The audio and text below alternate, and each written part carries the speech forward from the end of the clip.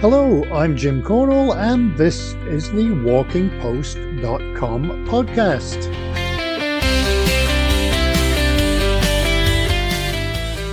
Yes, it's a new podcast, and I'm not new.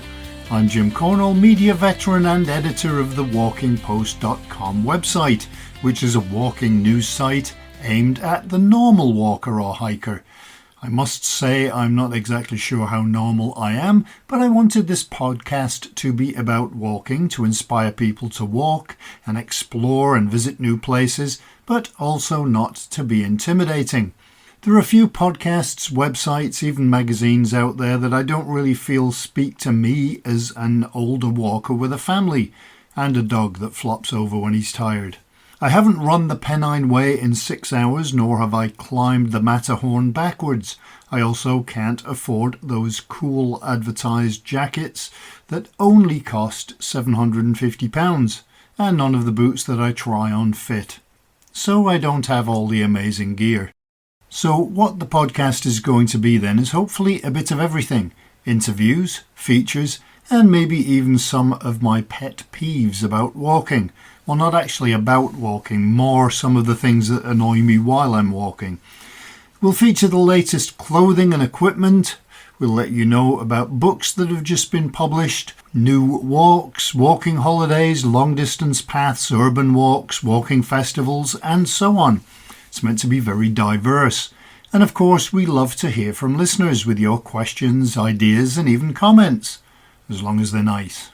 As far as walking goes, just so you get to know a little bit more about me, my day job is in the media. Writing, doing podcasts, like I'm doing right now, videos, photography, editing, news, and because of that, in the past I've got to travel quite a lot. I don't do as much now, but when I do travel, I usually try and combine those trips with walks.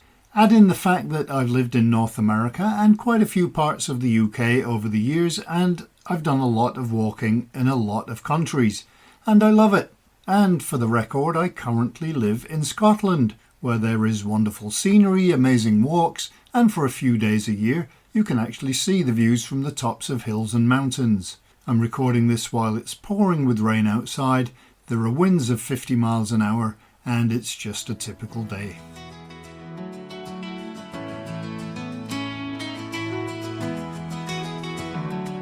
But enough about that. What's on this week's show, I hear you ask? Or maybe I don't. Well, we're going to talk about the Malvern Walking Festival and about Mohair socks. Before we get to the interviews, I should tell you what the news articles we had on WalkingPost.com were this week. We had articles on Bristol Walkfest looking for ideas. Nottingham is going to be getting a new footbridge over the River Trent. And a science article looked at smart insoles, which was intriguing. Apparently they can measure all kinds of different things with them. There was an article on why travel insurance is important for walking holidays, an article on the Evesham Walking Festival, and a 3-kilometre hedgehog walk to raise funds for the wildlife trusts. Hopefully an interview on that one in the coming weeks. Tickets are now available for the Chepstow Walking Festival, and we do definitely have an interview about that on next week's podcast. Finally in the news, 14 new trails are being created in the Azores, as if you would really need an excuse to go there. Okay, time for this week's interviews. It's the time of year, still late winter, when we dream about walking in the summer, wind in your hair, and I say your because I don't have any, wearing just a t-shirt and shorts and a hat with the sun beating down, birds singing, flowers blooming. Maybe you have a picnic and maybe there are panoramic views. Lots of people are spur-of-the-moment hikers, but others are planners. And so this is usually the time of year when all of the walking festivals start to announce their schedules. And there are lots of them, spread out from spring through to autumn usually, although there are plenty in different countries as well, just to make up for our winter. One interesting event that's celebrating an anniversary this year is the Malvern Walking Festival, and to tell us about it is Peter Reynolds, chairman of the festival. So I wonder if you could start by telling me a bit about the walking festival's history, when it started and how it's evolved over the years, I guess. Yes, by all means. So Just over 20 years ago, the South Worcestershire NHS Primary Trust decided to create a Walking for Health initiative on the hills to basically to get people out walking. And this didn't go particularly well. It didn't get very well supported, unfortunately, which is a shame because we still run that initiative here in this part of Worcestershire to this day, and it is successful. But back in the day, a few local walkers got themselves together and decided that even though the initiative didn't work, there was perhaps some value in trying to put some walks together. So over a 3-day period, they organised 10 walks, and that was quite successful, sufficient that they decided that they would try and do it the following year. And it's gradually added momentum. A local Malvern businessman, Robin Alt, who owns a shoe shop in the town, got involved and he kindly sponsored it. And a few more people joined, and suddenly it was evolving into an annual event, always at the same time, the May bank holiday, always with a core of walk leaders. Some of them were ramblers from the local Poet Rambling organisation. Others were just casual leaders. And it's been developed to a point now where it's a big undertaking. We now, at the end of the festival in May, quite literally the following month, we sit down as a committee of 6 and we start planning the following year's festival. Yeah, it's really taken off in a big way. And so I'm told, I haven't verified this, it's one of the biggest walking festivals in the south of England. For those that don't know where the Malvern Hills are, can you kind of pinpoint it geographically a little bit? Yeah, sure. So we're looking at Worcestershire, probably about 8 miles west of Worcester itself, which is one of the cathedral cities. It's on the main line from London on the Paddington line, and yeah, it's probably about a 2-hour train ride, right in the heart of the country. Have you been lucky with the weather? I know you said you had it the same time every year. Is it good weather usually? Yeah, mostly we have the spring flowers out, and a lot of the walks are themed to take the flowers. Yeah, we get occasional rain, we get occasional fog, but on the whole, it's been good weather, yeah. You mentioned that it's grown over the years. How many people do you usually get participating, and are they from the region or far and wide? This year, we've got 1,000 walk places available over about 61 walks. So there are 38 walk leaders who will be leading those walks.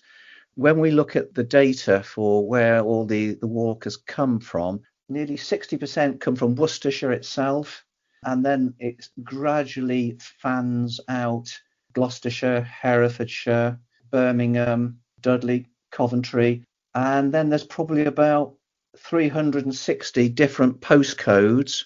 And the furthest afield last year was somebody from Vancouver. We think a lot of the out of area people make a holiday of it and they come here for the week. And the reason we know that is I can look at the spread of walks and I can see a certain person booked up on the Monday and then the Tuesday, the Wednesday, the Thursday, Friday, so on. And they're from Yorkshire or wherever. So they've clearly come for the week.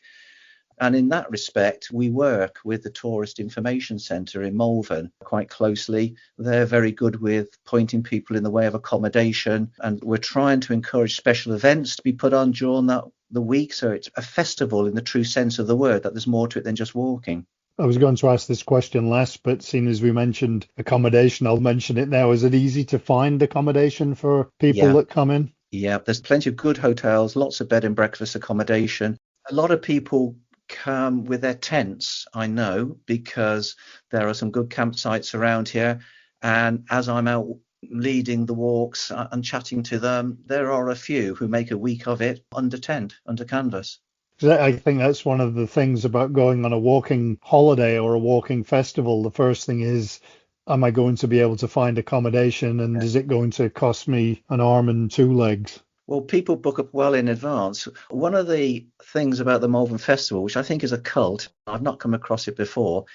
As I said to you, we start straight after the festival planning the following year. So come the autumn, I'm writing out to all the walk leaders, encouraging them to offer walks for the following year, new walks, so that we keep the program fresh, because we get everything up on the website so that bookings go live at midnight on New Year's Eve, a full 5 months before the festival. And I can tell when I drill down into the software that people are booking at 10 past 12. On New Year's Day this year, out of just under 1,000 available spaces, on the first day bookings were open, we sold 313 places. As it stands now, and we're not at the end of month one, as it were, 70% of those places have gone. Those same people are booking early with their accommodation as well, and they're putting the package together. And we know that from the feedback we get from the wonderful walk that the Tourist Information Centre in Malvern do for us. It's a big festival. It takes a lot of planning, but we've got some great walk leaders, and there are 6 of us on the committee. We've all got a separate role. We come together every 6 weeks and look at our individual programme, and the progress suggests to us that it's a very, very successful combination. You mentioned about the fact that you like to keep it fresh. What do you have in store for 2025? Well, because we know that we have a lot of repeat customers, a lot of people come back, we try and only run a walk for 3 years, and then it needs to either be freshened up or we have a complete new walk. So this year, we've got some heritage walks around the town of Malvern, which is new. The feedback that we had last year is that people would like to go slightly further afield from Malvern. So we've got some new walks in a couple of the villages in Worcestershire, Hanbury and Ombersley, Simmons Yacht, which has been a very attractive venue and quickly sold out. All the areas around the River Wye and Herefordshire, Ledbury. So we're gradually replacing the old stock with new stock so that people can come back year after year and not find that they're doing the same walk. I guess that's a two-sided coin, because there are people that probably love specific walks and want to do it again, but then, as you said, they want to do something not the same as last time. There are some iconic walks that we will keep. So, for example, one of the long-distance trails, the Worcestershire Way, which is a 31-mile trek, we're doing that over 3 days. That's sold out very, very quickly. We've got the Three Choirs Way, which is another long-distance walking path. Tim Lawrence is leading a 4-day trail from Hereford to Worcester. And then you've got, if you like, the challenge walks that people love, walking from north to south or south to north along the hills, which is 12, 13 miles. And then, not that we're running this year because we couldn't find a leader, but there and back in a day. And that's proved extremely popular. So that's sort of 24 miles.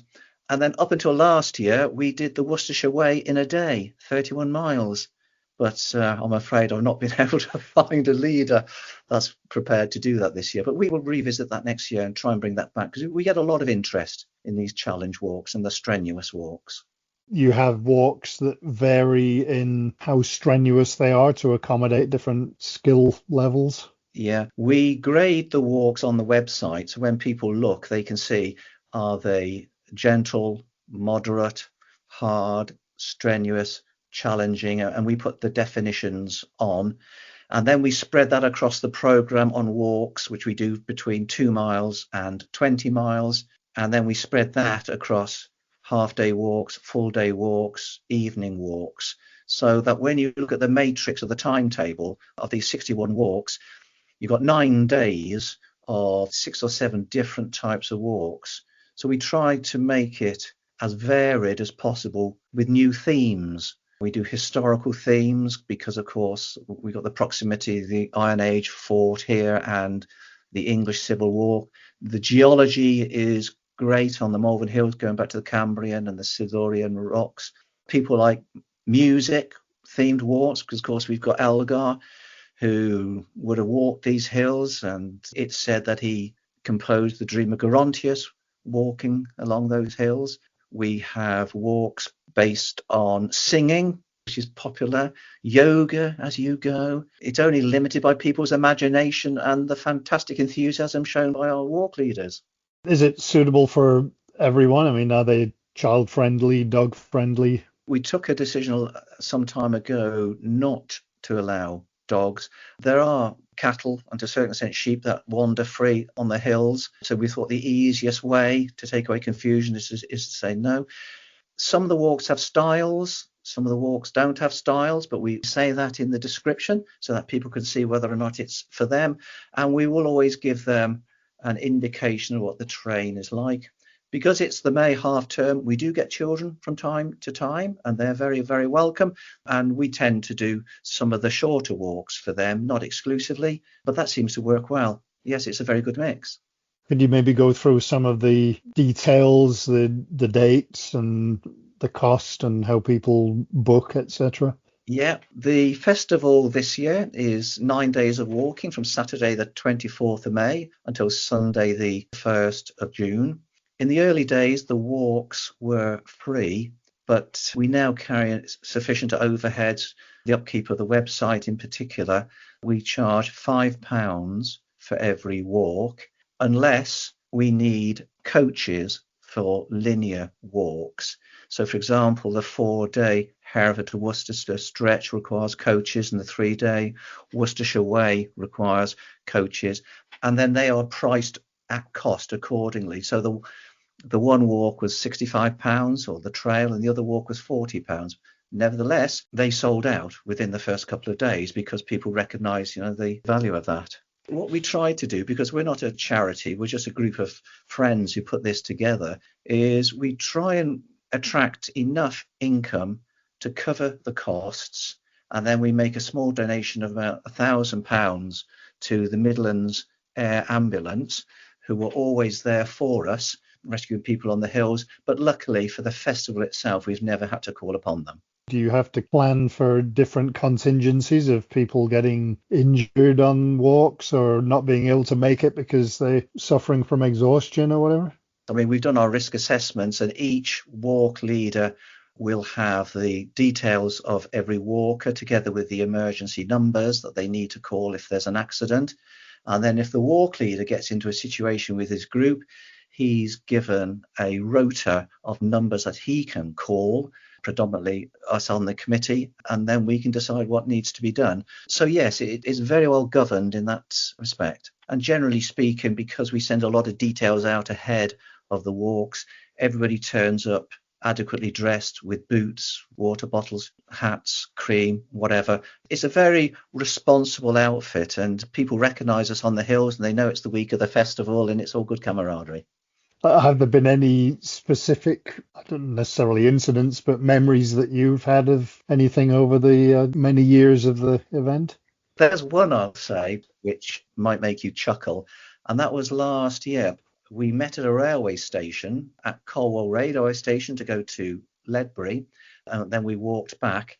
And on the day, it was one of the train drivers' strikes, so we had no train. But we realised that just a few days before, and very, very quickly managed to get a coach in place. Otherwise, we'd been walking both ways. Yeah.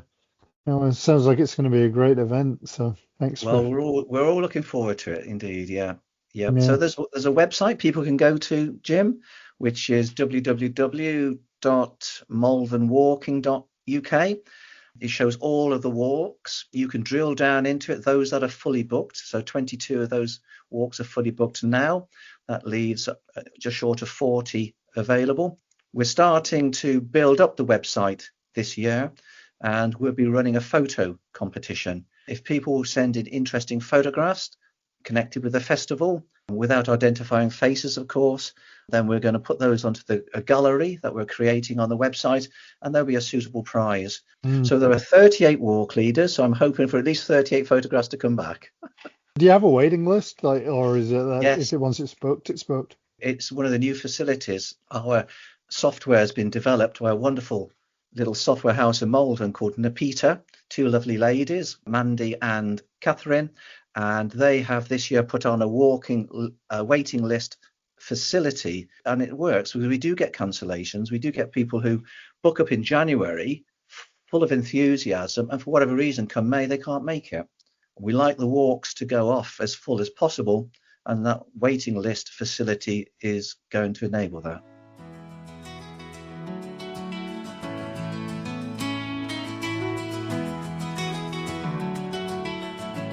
Now we're talking about socks. That's something I find challenging because I've got big feet. But one company that makes hiking socks and is based in Morpeth in Northumberland is Capricorn Mohair socks. And from the company to talk mohair, design and much more is John Monks, Managing Director of Capricorn Mohair socks.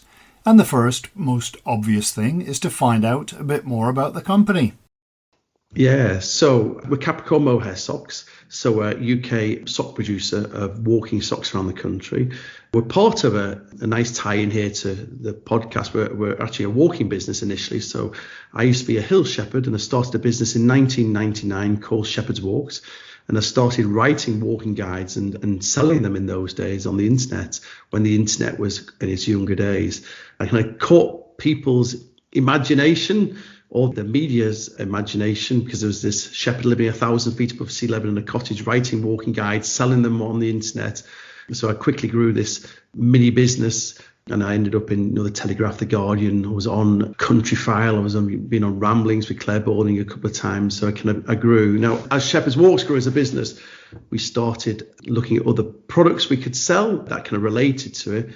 And a gentleman gave me a pair of mohair socks. This was back in 2004.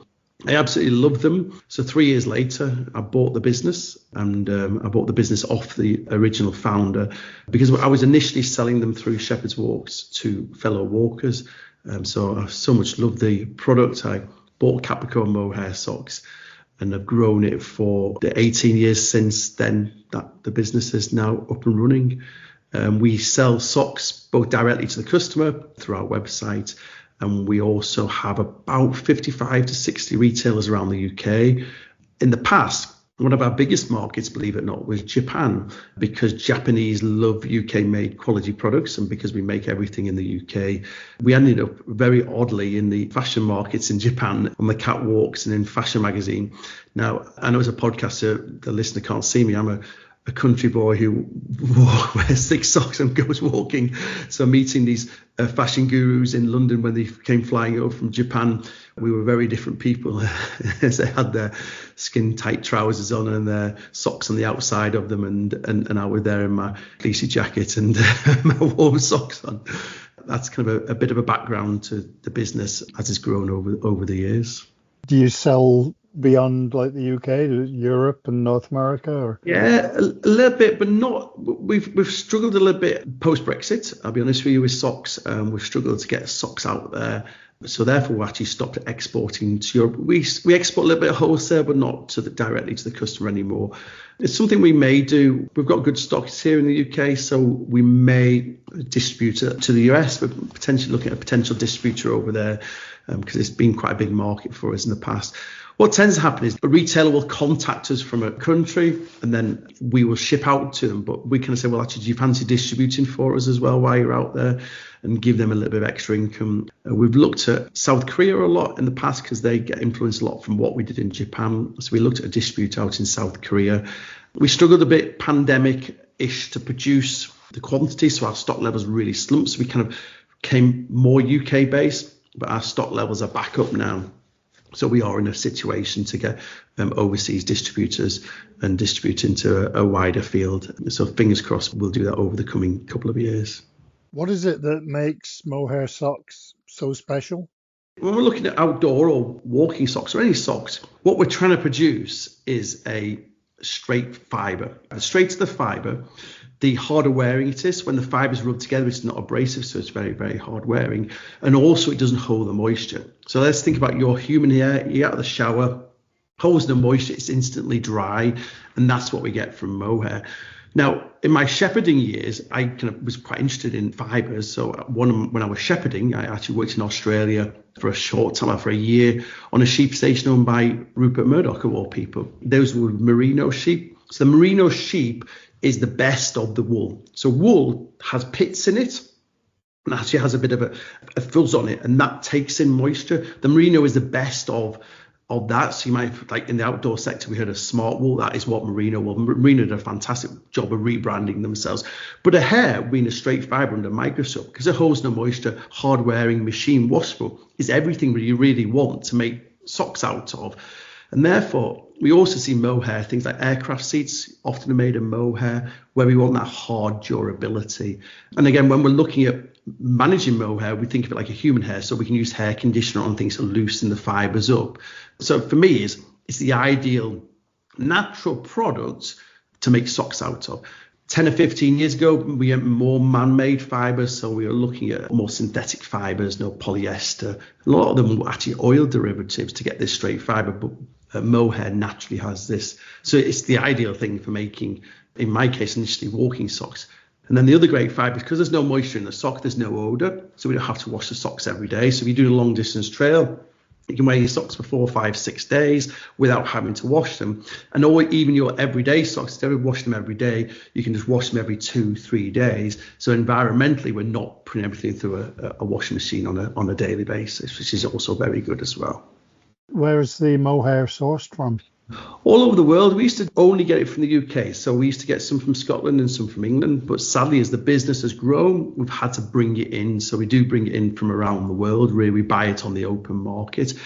The problem we used to have in the UK is we used to end up with quite a broad range of qualities of mohair. And then what happens is they go through the machine, you get like a bit of a snag going through. So if one mohair was lesser quality, it would snag and you end up with a bit of a line going up the sock. You might have seen this sometimes when not all the fibers are running through the machine.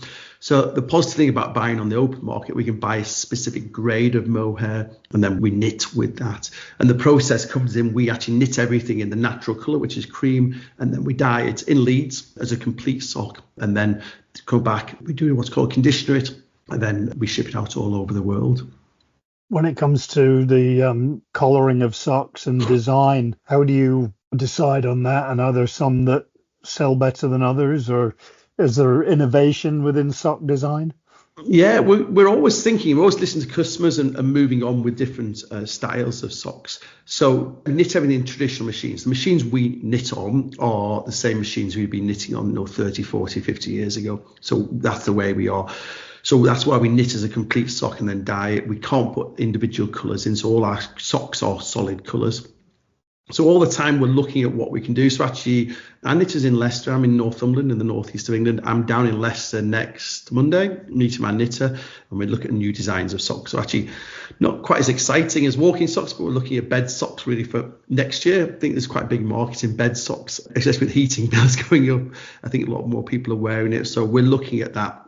We're also looking at trainer socks for next year. So we're always innovating, and also new colours as well. We're quite known for our bold colours because that's that Japanese influence that we've had. Traditionally, Capricorn Mohair socks, our business, we used to be very what we call national trusted, which is very green, and those were our colours, no browns and whatever. But because we worked with Japan for so many years, we got influenced by those colours. So our branding has completely changed. So our branding is now white with brighter colours, and our colours are a lot brighter. So within the industry, we're known for those bright colours. We are also innovative. We're always having new colours. And we're not scared of trying things and failing. And again, when you produce any products, you do have seconds and this kind of thing. So we try and be quite ethical. So we did things like last Black Friday, instead of giving discounts, if you bought 2 pairs of socks, we donated a pair to a homeless charity here in the northeast of England. And then we went along and we actually gave over 200 pairs of socks to that homeless charity, brand new mohair socks. We try and innovate, and I say we have seconds and things, we'll sell them off to customers because often it's something like the dyeing is not worked 100%. So yeah, we're always trying to innovate and push the boundaries of this great fibre, really. You mentioned how you could wear them on a long distance walk. Are they durable for a long time? Yeah. So I always say, I say 1,000 miles of a pair of socks, but I think we're nearer, 1,200, maybe 1,500 miles of a pair of socks. So I still walk a lot. So I'd still do a lot of ultra events. I don't know if you know the Spine race. I did the Spine Challenger North last year, which is 160 miles in my mohair socks. Did Spine Challenger North the year before, which is 109 miles in my mohair socks. So I do a lot of training, I'm out for training walking 2 weeks time, which is like 67 miles in 22 hours or something. So I do it in our socks. So very hard and durable, perfect for these kind of events, a lot of ultra events, hard wearing. It's amazing actually, because what I've learned from doing this is actually one of the worst things for any sock, whether it's mohair or any other fibre, is actually the dyeing process. So if you can wear natural colours, undyed socks, you'll find they're a lot kinder to your feet. And are they good for both winter and summer? Because I know sometimes you get socks that are warm in the winter, but then equally they're really warm in the summer as well. That's quite an interesting thing in the walking front, where in the time we've been in business, the 18 years, people's footwear has changed that they're walking. So again, 18 years ago, most people, 95% people wore a walking boot. That was what we saw. So our walking socks, we either had long length walking socks or ankle length walking socks, and they just had a thick terry toweling loop that ran throughout its length. But over the last 10 years, a lot more people are wearing a walking trainer or a lighter walking shoe. And therefore, we now have a thinner sock, which doesn't has that terry toweling loop that runs through. Again, when you're in with a thinner sock, again, in the outdoor sector, you struggle a little bit with the elastic. So we put Lycra in there. So we've started putting a lot more Lycra in those socks, which gives it only 1.5%, gives it a little bit more flexibility. For walking trainers, we now have a far thinner sock, which we used to sell many years ago as a golf sock, but now we've innovated that and moved it forward and made it more into a walking trainer sock, which is a lot thinner. And I say a lot more people, especially ladies, a lot of ladies now will just wear walking trainers rather than heavier boots. You do different sizes and different lengths? Yeah.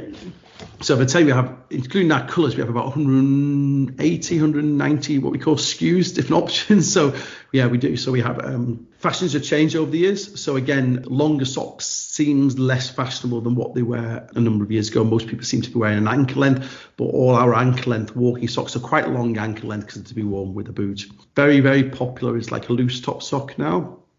So a loose top sock will stay up without drooping down. A lot of people don't like elastication around the top of the sock. So what you do there with a sock, you put ribs in it to give it some strength, to hold it up, and then put non-elastication around the top. A lot of people you see now, a lot of ladies will walk in leggings and this kind of thing, and they will put the socks on the outside of the leggings. So a loose top sock will sit on the outside of leggings when they're out walking. And again, colours are very, very important there, because actually it's quite an important part of their dress.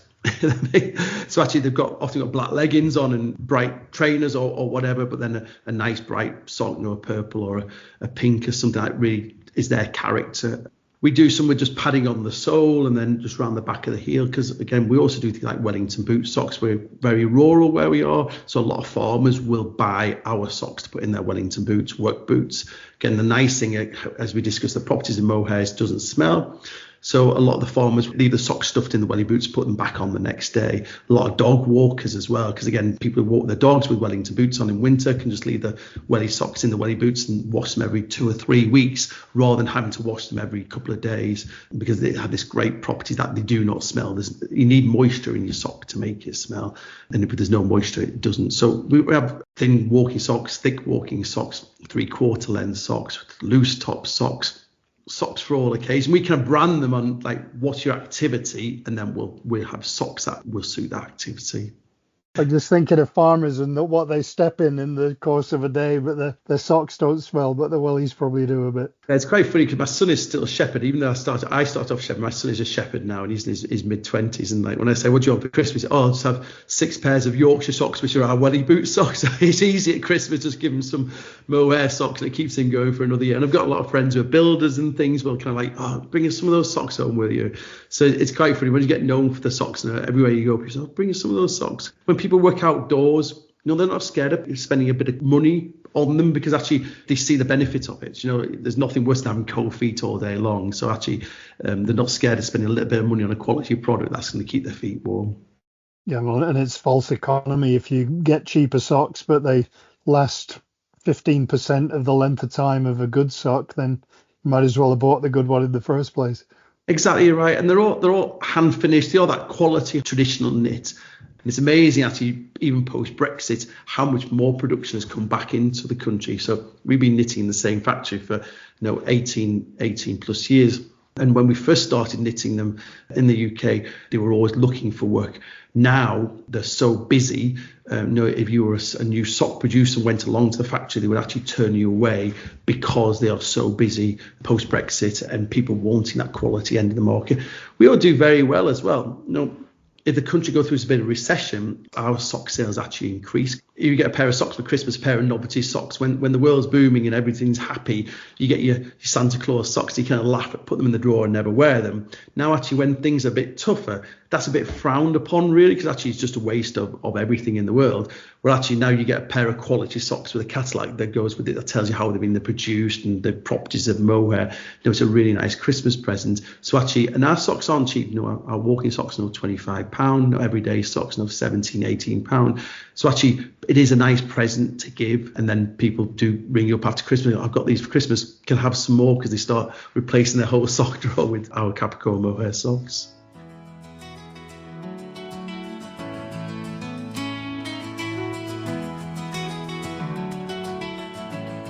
Some great information and stories there. I may have to ditch my current socks with a hole in the toe. That's it for the interviews this week. A fun feature that I'd like to do every once in a while is to get something off my chest, and I don't mean my shirt.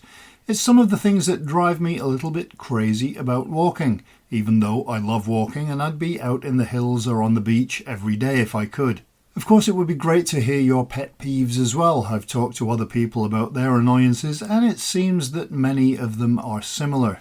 Maybe I'm just old and cynical and turning into Victor Meldrew. If you've never seen One Foot in the Grave, then you definitely need to head over to Google.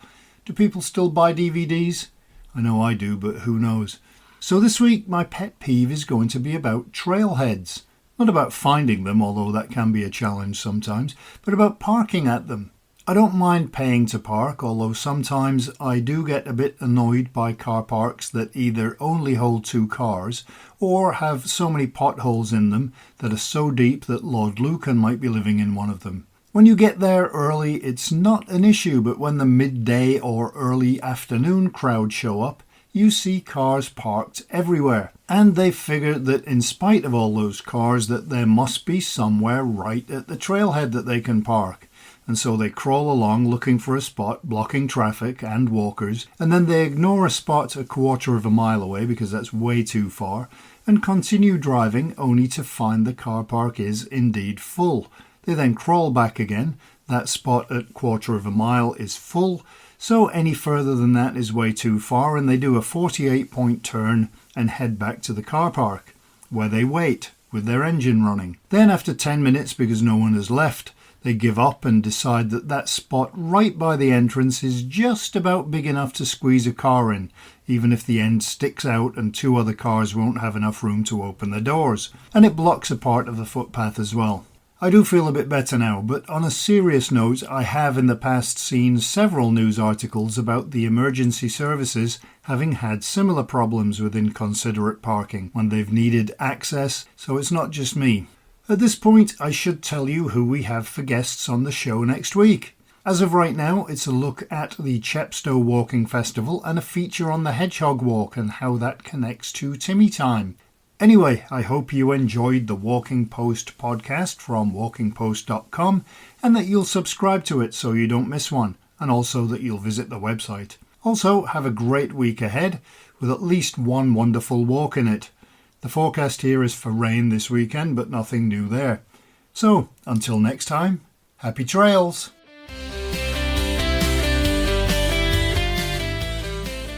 Walking Post from walkingpost.com is an Air Coastal Media Limited production.